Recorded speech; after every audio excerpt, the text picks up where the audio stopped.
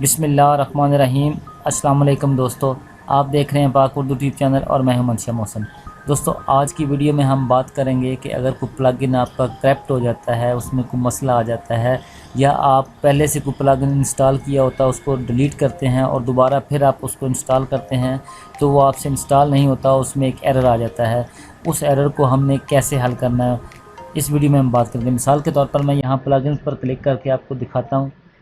ये मेरे प्लगइन्स हैं। इसमें मैंने योस्टा एसईओ का प्लगइन जो पहले इंस्टॉल किया था, फिर उसके बाद मैंने डिलीट कर दिया, लेकिन अब वो यहाँ पर नहीं है। आप देख लें, यहाँ पर योस्टा एसईओ का प्लगइन जो यहाँ पर नहीं है। तो मैं अब इसको ऐड करने की कोशिश करता हूँ। यहाँ पर ऐड न्यू पर क्लिक करता हूँ और यहाँ पर मैं एसईओ लिखकर सर्च करता हूँ।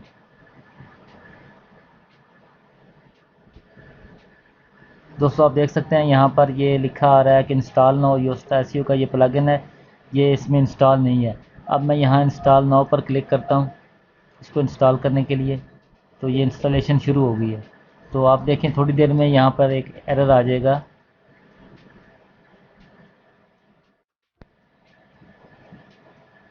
जी, तो दोस्तों ये इंस्टॉलेशन फेल्ड हो गया है। यहाँ पर एरर आ गया है कि डेजिग्नेशन फोल्डर ऑलरेडी एक्सेप्टेड, यानी कि ये पहले इसका फोल्डर जो है वो यहाँ पर मौजूद है। आपकी इसी पे वेबसाइट में ये पहले से इसका फोल्डर मौजूद है। इस एरर को हम कैसे हल करना है, इसको कैसे ख़त्म करना है, इस वीडियो में मैं आपको बताऊंगा।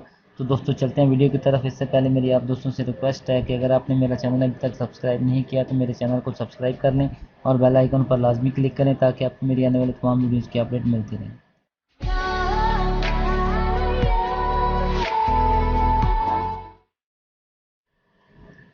जी, तो दोस्तों सबसे पहले हम अपने कंट्रोल पैनल से लॉगिन हो गए अपने फाइल मैनेजर तक एक्सेस के लिए। यहाँ से मैं कंट्रोल पैनल से लॉगिन होता हूँ और यहाँ पर मैं सबसे पहले फाइल मैनेजर पर क्लिक करना है। आपने भी फाइल मैनेजर पर यहाँ पर क्लिक करिए। फाइल मैनेजर के बाद जो वेबसाइट आपकी है उस फोल्डर में है, मेरी उर्दू हेल्प tv.com है। यहाँ पर भी मैं आपको दिखा देता हूँ, उर्दू हेल्प tv.com का फोल्डर है। और जहाँ पर एरर आ रहा है उस वेबसाइट का भी आप देख लें, ये उर्दू हेल्प tv.com है।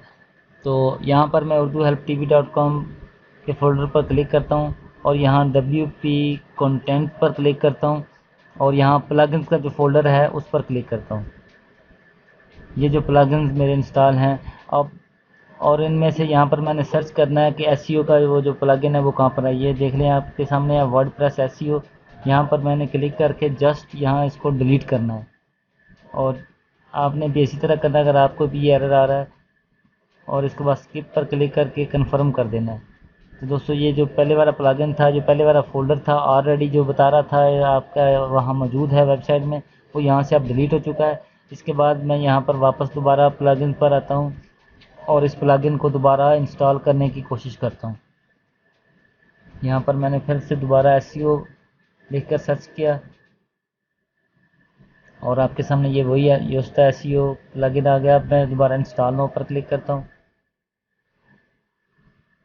अभी थोड़ी देर में पता चल जाएगा कि ये वो एरर ख़त्म हुआ है या नहीं।